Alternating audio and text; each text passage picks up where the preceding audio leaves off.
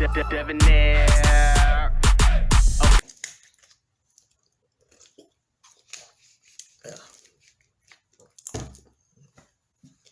Bro, it's my last video for the day, man. This makes, I think, fifth or sixth video I done did today, man. So that's it. I'm done. My voice getting all hoarse. I'm about to take my ass right back to bed. All right, y'all. So how to get on your job, fellas. Like I did this video. Well, I mean, it could be for ladies too. I had a guy reach out to me, man. He's one of the young guys I make sure I try to keep in contact with, man. He's I think he's 17 or 18. He just graduated. So he's graduating actually, depending on when I drop this video. As of right now, it's still May. So whenever I do drop this video, sometime maybe May, June, or July, I have no idea. Whenever I drop this video, he should be graduated by now. So shout out to him. You know what I'm saying? He's graduating. He's starting college in August, man. So he asked me, he's like, yo, like you say this all the time that I need to get on my job. He's like, how exactly am I supposed to get on my job, man? So he, again, like he's young. So I got to make sure I try to explain it to him, you know, the best way I can, and to everybody else too, man. Cause there are some grown men that's not on their job and they need to get on their job. So let's do it, y'all. my damn voice again. Ah, man. The number one thing that you have to do to get on your job, ladies and fellas, y'all boys too, man.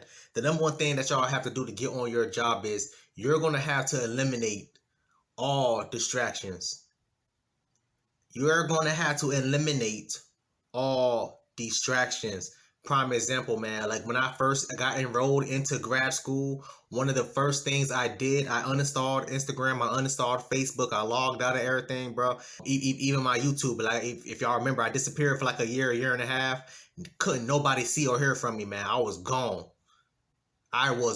Even if you had my damn phone number, I barely was texting everybody or responding to people. What I did was I was working full time. I was working my full time job, and then I would, I would stay in my office after hours. Up, like no lie, bro. Like I would get off work like around 4-5 o'clock. Leave to pick my sister up like around 5:30, 6 o'clock. Pick her up, take her home, and from her job, and then I would drive back to my office, and I would sit in my office from like 6-7 p.m. all the way up until 2-3 o'clock a.m. doing case studies, reading whatever damn thing I had to read, doing whatever assignments, working on whatever group project. That was my life. And I did that damn near 5, 6, if not 7 days a week. The last thing I needed was a distraction from social media, scrolling through Facebook, seeing what's on Instagram. I ain't had time for none of that. So the first thing, number one, the first thing you're going to have to do is to eliminate any and all distractions, man. This doesn't just have to be social media. This could be games. I haven't touched my Nintendo Switch in a while. It's collecting dust. It's somewhere up under my bed, somewhere. I don't even know. I haven't seen it in a long time. I still got it. I know I do. It's somewhere. But I haven't played my game in a minute. I haven't played my Switch in so long, bro. I haven't played it in so long. I'm waiting on Brilliant Diamond, and Diamond and Pearl, the new remake for my Pokemon fans. I'm waiting for that one to come out so I can play it for my Switch, so I can blow the dust off of it. But I had it. I played Smash, and I played Let's Go EV Sword and shit. I played all them games on it already, man. So you know what I'm saying. I gotta get it from under my bed or wherever the hell it's at and blow the damn dust off of it. You know what I'm saying? But that's facts. But you have to eliminate any and all distractions. Again, it's not just for social media. It's not just for video games. It could be for family too. I cut off a lot of my family and my friends. Like I said, people could not reach me. They couldn't. They couldn't reach me, man. A lot of them people was like, bro, Dev done disappeared. He done did this, that, and the third. Yeah, I was gone. I was out of there, man. Because especially when I was like halfway through, it got worse. When I got halfway through my program and they was like, oh yeah, you only got like 5, 6 classes left, you graduated, 7 classes left, and you graduated, it got worse. It was a wrap. You couldn't tell me nothing. My last semester into my master's program, I was so goddamn dedicated, bro. Like, I barely was able to see my damn mom. My mom was like, yo, I haven't seen you in like 3-4 months. What's going on? I was like, oh, my bad. Usually I drive. My mom still live in Broward. Usually I'll drive to Broward and, you know what I'm saying, I'll chill with them for a couple hours or whatever the case may be. But, like, my last 2 semesters in that program, I barely seen anyone. My brothers, my sister, everybody, man. My dad, he in the Middle East because he in the Army. You know what I'm saying? But Everybody, bro. Like nobody got to see me. Nobody got to see me or hear from me. Anything like that, man. Anything like that, man. So you know what I'm saying. But it is what it is, man. That's the number one thing. Eliminating distractions. I will put that at number one easily because it's one of the biggest things you're going to have to do. Yes, this includes social media. It includes games. It includes family and friends. This can also include whatever fun hobbies that you're doing. For me, one of my hobbies is going to the gym, making YouTube videos, you know what I'm saying? Just basic stuff like that. Those are my type of hobbies. I had to fall back from that, which is why I cut off YouTube when I was in my program. You know what I'm saying? So this doesn't just have to be geared toward if you're going to school. This could be geared toward whatever. You're trying to get your CDLs, you're trying to start a business, you're trying to do whatever it is. Get on your job just means whatever you're trying to do. Maybe you're just trying to move up in the company. Who knows? Whatever it is. Maybe you just enrolled in it for your associate's program, or you trying to, who knows? Whatever. This applies for everything. Everything, man. All right. So that's number one. Number two would be to, basically to focus on yourself and to work on all areas of yourself. We all know we got strengths. We all know we all got weaknesses. More importantly for me, I would suggest sticking to focusing more so on your weaknesses, man. Trying to improve your weaknesses. Focusing on all areas of yourself means, focusing on your weaknesses and your strengths. But for me, again, like I said, for me, I wanted to focus on my weaknesses in particulars, man. So my weakness for me, my weaknesses was I was never good at reading and comprehension. I could read obviously, but I know some of y'all be killing me in the comments like, you can't read. Nah, man, I can read. I can't comprehend things because my attention span, I get bored very easily and I get agitated very easily. So when I'm reading something very long, it takes me a very, very long time. Sometimes I have to read things 3, 4, 5, 6, 7 damn times before I can actually get it. And so when you make it to the level that I'm making of grad school, you're going to be reading 50 pages, 70 pages, 100 pages worth of case studies. And they're going to ask you to summarize that. And so as a result, what I ended up doing was every time before my class started, like say, for example, my class will start on January 12th, right?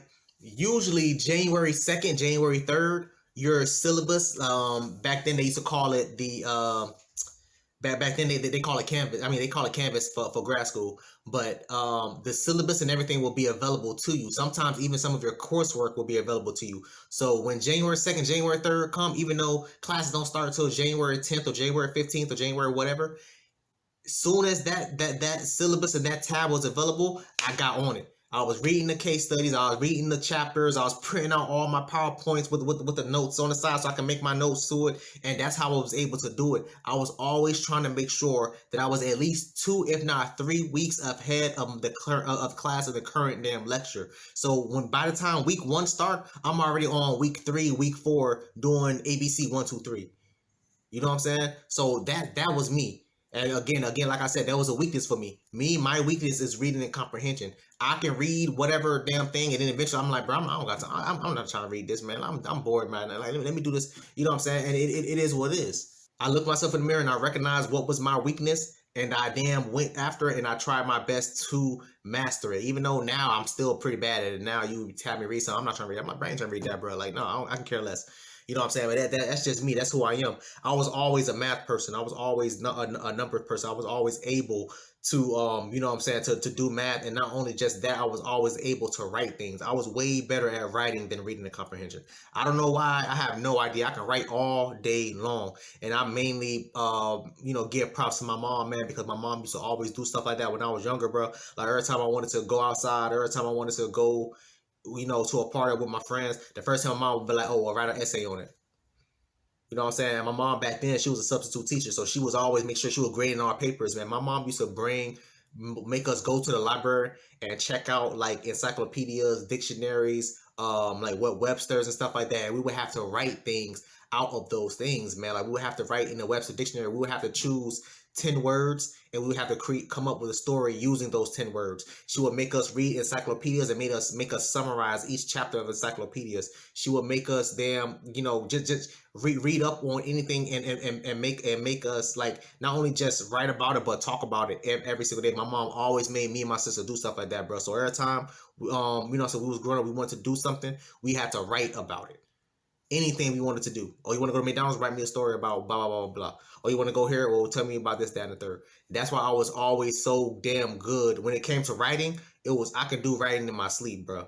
I could do writing in my sleep. I just hate damn reading. That's my problem, man. So that's number 2, man. Working on all areas of yourself. For me, again, the areas I want to work on for myself was my weaknesses. And that was one thing that I worked on. I always try to make sure I stayed at least 2, if not 3 weeks ahead of the current class week, man. I'm telling y'all, everybody in my class, bro, and and I not to throw race in this, but y'all know I like to have these type of real discussions, bro. When I was in my grad school, 9 times out of 10, I was almost always the only black guy in there, bro. So every time I was in class, a lot of the other people of other races that was either Caucasian or Hispanic or whatever, a lot of them did not want to work with me.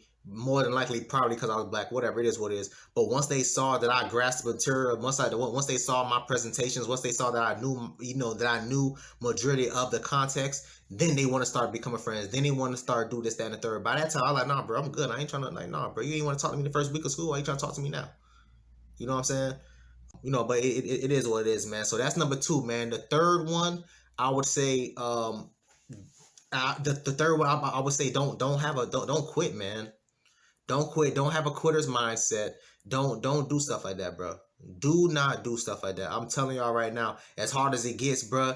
And trust me, I get it. It gets hard.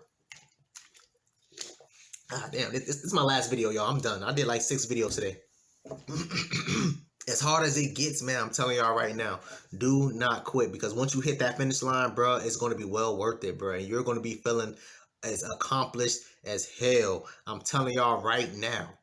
And which is one of the main reasons why I never like when people say, or people tell me, oh, well, college ain't for everybody. College ain't for me. College. I ain't trying to hear that, bro. I graduated high school with a 1.8. 1.8 GPA. 2.0 is the minimum requirement to graduate, but I did not reach that damn requirement because I was always skipping school. I was always chasing females. I was more so, I did wrestling when I was in high school, and then I boxed too. So I was always worried about sports and girls and skipping school and stuff like that. That was my life. That's what I did, and I paid for it my senior year, man. My senior year, I couldn't wrestle my senior year because my GPA was too low. I had to take too many damn classes just so I'd be able to finally graduate on time. And when I finally finished, I didn't have the GPA to get me out of high school. And my guidance counselor, who got tired of seeing me each and every day because I was always getting in trouble, getting kicked out of class and stuff. Y'all know how it is. I was always getting in trouble, man. So my guidance counselor looked at me. She's like, you think I'm about to be stuck here with you for another year? No, you graduating. And she did whatever she did, and I graduated. Legit, I graduated. You know what I'm saying? God damn. You know what I'm saying? So it is what it is, man. Do not have a quitter's mindset, bro. I graduated high school with a 1.8. Graduated my associates, I think, with like a 2.2. Finished my bachelor's with a 2.7. And I finished my master's with a 3.6 something. 3.67, 3.69 or some crap like that. I can't remember. So just imagine, had I been that damn serious like I am now, back then, I probably would have graduated high school with a 3.8, 3.9, 4.0, probably valedictorian. Probably getting accepted to all these crazy universities, you know what I'm saying? And that's facts. But things didn't work out that way. Number one, because one of the reasons why, because of how I was brought up. I told y'all this before, and I think I said this in the Goal is to Make It Out the Hood video. I'm the first guy in my family to graduate high school. The first guy in my family to graduate high school. Majority of my guys the men that's in my family is split in half. Half of them are convicted felons. The other half joined the military. That was like my only 2 options growing up. That I thought at the time. That was my only 2 options growing up. Be a convicted felon, like convicted felon, like my uncles. You know what I'm saying? All them boys, or join the military, like the other half. When I was 17, you know what I'm saying, I already knew, because by the time I was 17, by the time I hit my senior year, I was like, yeah, I'm not graduating. Let me just go ahead and join the military. You know what I'm saying? Back then, I wanted to do, my dad's in the Army. I wanted to do either the Air Force or I wanted to do the Army like my dad. And so I asked my mom, you know what I'm saying? And she was like, nah, hell no, you're not joining no damn military. I was like, all right, cool. I got something for your ass, man. You know, I'm going to ask my dad, because I already know my dad going to say yes. You know what I'm saying? He in the Army back then. I think he was in the Army for like 10, 15 years back then. So I'm like, he going to say yeah. He going to say yeah. And so I asked my dad. My dad looked at me like, boy, you crazy? Hell no. You going to college? And I was like, oh. Bet. You know what I'm saying? That's a true story, man. That's a true story. You know what I'm saying? So, but eventually I went to college, and y'all know the rest of the story, man. It is what it is, man. But I just hate when people say college is not for everybody, bro. I agree with you to a certain extent. I know for a fact that if I can do it, you can do it too, bro. You can do it too. I hate school with a passion. I drag myself not only through my associates but through my bachelor. Associates I would say was the hardest because it was just like a whole bunch of remedial classes and stuff like that you can care less about.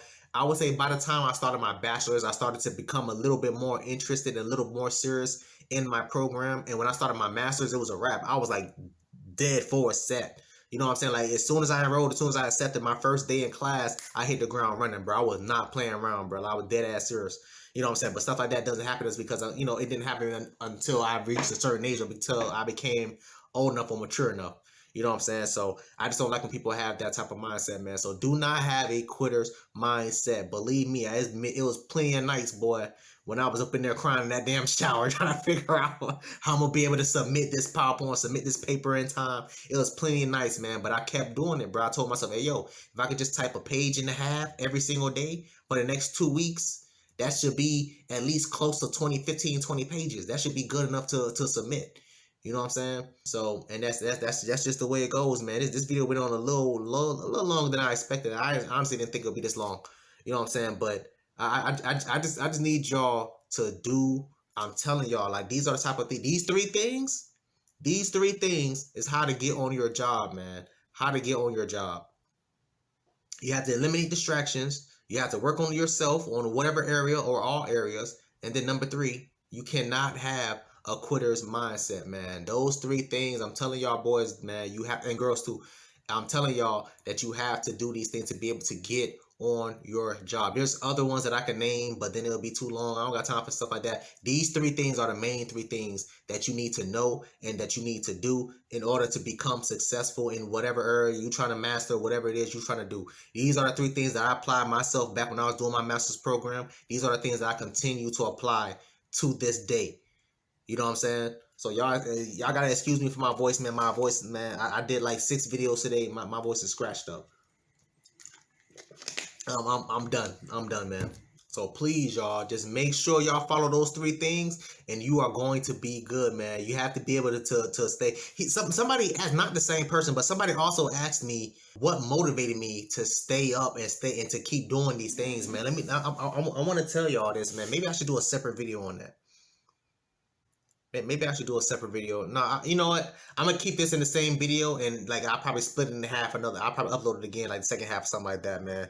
The main thing that kept me motivated and kept me, you know what I'm saying, wanted to keep myself pushing, man, was growing up poor, man. Growing up poor, you know what I'm saying. Majority of y'all already know my story, man. I've been here and done that, but I'll say it again for the new viewers. Growing up poor, my mom had me young as hell. She had me when she was in high school. You know what I'm saying? I said my mom. My parents both had me back when they was young as hell. They was still teenagers, still in high school. You know what I'm saying? Like and just growing up struggling, growing up poor. Like I used to live in they call it, I don't think it still exists, but back in the 90s they used to have like a little program for young pregnant women. It used to be called Florida's Home for Healing. And they had my name all in the sunset and all that stuff, man. And that was me. That was my life. That was my life, man. My mom got pregnant with me. So now here is this teenage girl that's pregnant and now homeless, trying to figure out what the hell to damn do. So she eventually found a shelter and did this, that, and the third. Man, it was just downhill from there, bro. It was just downhill from there. Luckily, she was able to get on things like food stamps and Section 8 and whatever else the stuff that she was able to get on. Thank God. You know what I'm saying? But just me growing up and experiencing that and seeing stuff like that, man, like it was a wrap for me from the. I told everybody the same thing. It was a wrap for me from the jump. As soon as they said it's a boy, my life was over. My life was over, bro. I'm dead ass, man. My life was over. As soon as they said it's a boy, my life was done.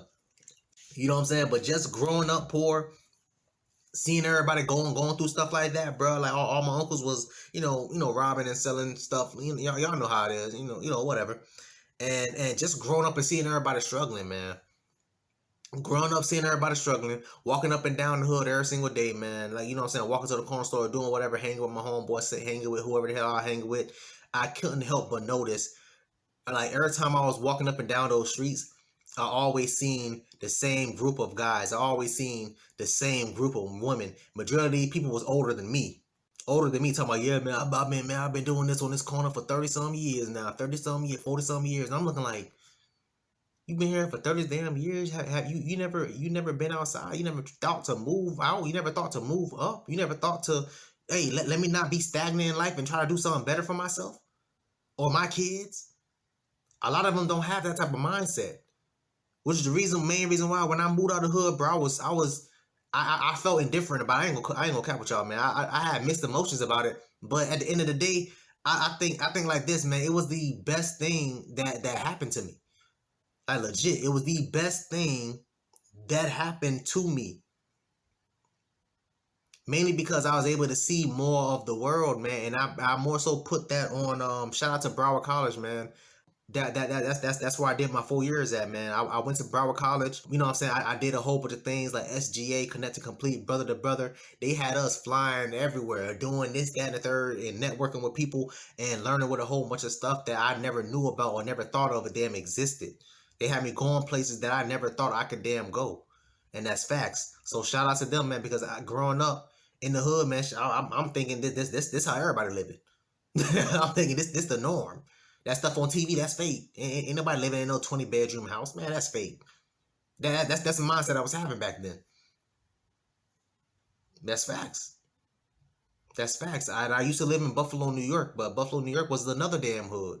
I used to stay on Tonawanda Street. The other people over there getting shot up and shot at. Gangs and all the other crap that was up there, man. So it was from one hood to another damn hood. I went to Larkdale Elementary. From Larkdale Elementary, I went to William Danny, and then from William Danny, I went to BA, Boy Anderson. If you're from Broward and you know these high schools, you know these schools. And then, you know, some things happened, and I wasn't able to go back to BA. I ain't gonna go into too many details about it, but I got into some things, and I was able to go back, so I had to switch schools, and I went to Plantation, and that's where I graduated from. You know what I'm saying? Then eventually I went to Broward College, and then Nova, and then, you know, all that other crap. You know what I'm saying? But, you know, and I'm here now, man. So the thing that kept me motivated the most, the thing that really kept me motivated the most was me seeing my parents growing up struggling, me seeing my aunties, my aunties and my uncles and all them, you know what I'm saying, struggling. And it put that in my mind. I was like, yo, I refuse, number one, to continue to live like this.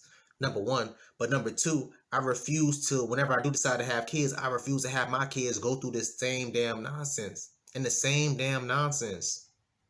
Bro, I was homeless a lot of the times in my life. Sleeping in motels, sleeping in cars, sleeping in hotels, sleeping at friends' houses, sleeping in shelters. You know what I'm saying? That was my life. Like, legit. That was my life. When I was growing up, I wasn't able to ask my mom to, hey, mama, can you buy me the new J's? Can you buy me the new LeBrons? I couldn't do stuff like that. Our damn refrigerator was empty. Our lights was off. You think I'm about to ask my mom to spend $160 on some shoes and she ain't even got $50 for the light bill? She ain't even got $50 to put in the damn refrigerator? I couldn't do stuff like that, bro. I could not do any of that stuff. I've been working. I have not been unemployed since I was 14 years old, and that's facts. My first job, I said this all the time, y'all. My first job was at Peters Elementary. I was a custodian. That was my first job. That's real life.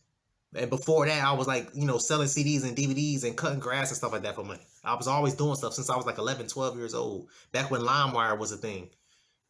And I would go to Walmart and I would go to CVS and go everywhere and I would steal the empty CD. They used to have CD blanks. I used to steal CD blanks. And I used to sell 2 for $5, 5 for $10. I used to sell CDs and DVDs. That was how I was able to get money back then when I was younger. I did that for many damn years. So when I tell y'all these type of things, that these are and you know, these type of things that I've lived and I went through, and I see other guys that had mommy and daddy help them buy them a car and all this, that, and the third, and they want to talk about they lazy and they this, that, and the third. They don't feel like doing this. I don't respect guys like that because they didn't go through the type of stuff that I had to go through. They didn't live the type of life that I had to live. A lot of they ass ain't never been to the damn hood, and if they been to it, if they been to the hood, they was just driving through with the damn doors locked. Hell no, I had to catch the city bus through all that. I had to wait midnight in the middle of the damn road, waiting for them, you know what I'm saying, for the city bus, or walking home, or doing this, that, and the third, while everybody was selling drugs and doing this, that, and the third. Majority of the people I knew, so, you know, I was safe. It wasn't like I was, you know what I'm saying? But still, anything could have happened. Anything could have happened. Me growing up and seeing all those things and going through all those things, sleeping in motels, sleeping in hotels, sleeping in shelters, Salvation Army shelters, Florida's Home for Healing, all those damn shelters we was in, sleeping in parks, you know what I'm saying, sleeping in cars. All of those things motivated me to become the person that I was today. And I swore to myself, when I was sleeping in them stank ass damn mattresses, when I was in the motels, or I was sleeping in the damn in the shelters at Salvation Army shelters, them stank ass damn mattresses that I was sleeping on, and the pillows and all that other stuff, them nasty ass stuff that I was sleeping on, I swore to myself, I said, bro, this is not gonna happen again. This is not gonna happen to me again, and it's not gonna happen to my kids. That's why I was able to get my ass up every single day and work my full-time job. That's why I was able to drive my ass or catch the bus to class every single night, and then drive home or catch the bus home and do my homework and do my case studies or do my projects, do whatever it is the hell I had to do with a damn smile on. Because I knew for a fact that eventually it was going to pay off, and it paid off. You know what I'm saying? So, but anyway, y'all, so that's what motivated me, man. I could keep going all night about this stuff, man, but I can care less about doing all this, man. This is already gonna be a lot to edit. You know what I'm saying? But it is what it is, man. But this is real life, y'all. This is real life. Not everybody grow up with mommy and daddy and have them buy them cars and, oh, I got a car when I was 15. Like, no, hell no. None of that crap happened to me. None of that crap happened to me. I didn't start having name brand shoes or LeBrons and Jordans and stuff like that until I was able to get my ass up and get a job and start. And this is another true damn story. My first pair of J's that I bought, I was in 11th grade, I think. I was in 11th grade. My first pair of Jordans, I was in 11th grade.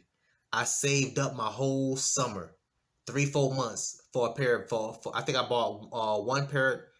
I had one or two. I think I had 2 pairs of Jordans and then 2 pairs of Forces.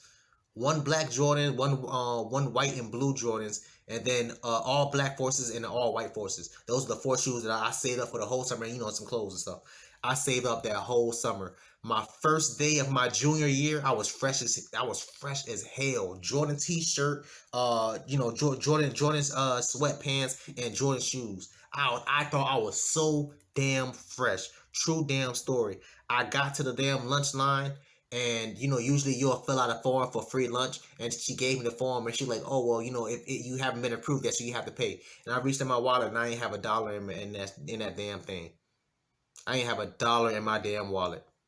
Here I am in 11th grade, fresh as hell in high school, stomach rumbling because I ain't had no damn money. I spent all my money on clothes and shoes. And it was at that moment that I realized, bro, you can still be fresh as hell and be broke as hell and be hungry. Go back home with no damn lights on, and that's facts. I was so pissed off at myself. My junior year, I was so damn pissed off at myself. Which is one of the main reasons why I don't really care to have name brand. Like, nah, I have like little Nikes and stuff like that. But the majority of these things I get, like, man, nah, bro. Like, anyway, man, the video went on a little too long, man. But anyway, y'all, thanks for watching. Please, please, please, if you haven't, hit that subscribe button, man. Also, too, hit that bell symbol on side so anytime I make an upload, notification will pop up and alert you. Also, too, hit that like, hit that share. I look forward to reading all y'all comments, if any. So, until next time, y'all be safe out here, cuz.